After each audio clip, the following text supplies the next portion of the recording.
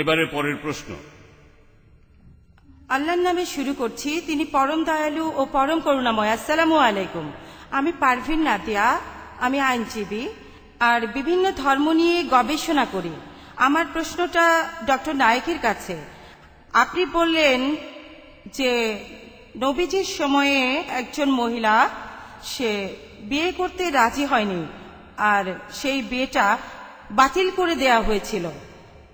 এই ঘটনাটা ঘটেছিল অনেক দিন আগে, আর সেখানে তার অধিকার রক্ষার জন্য কিছু মানুষও ছিল। কোরআন হলো পুরুষ আর নারীর সম অধিকারের সংবিধান। এখনকার দিনে সেরকম কোনো সংস্থা আছে যারা নারীদের অধিকারগুলোকে নিশ্চিত করবে? Thank you.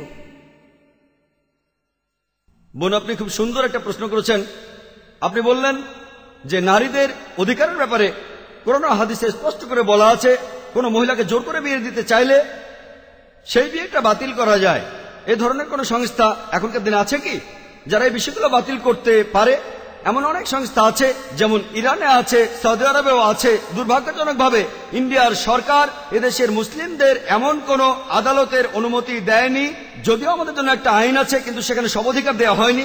যদি ইন্ডিয়ার সরকার এই অনুমতি দেয় যে আমরা মুসলিমরা এমন একটা সংস্থা বানাতে পারবো, তাহলে ইনশাল্লাহ ইন্ডিয়াতেও আমরা তেমন একটা সংস্থা পাবো। তাদের কিছু ক্ষমতা দেওয়া হবে, সব ক্ষমতা নয়।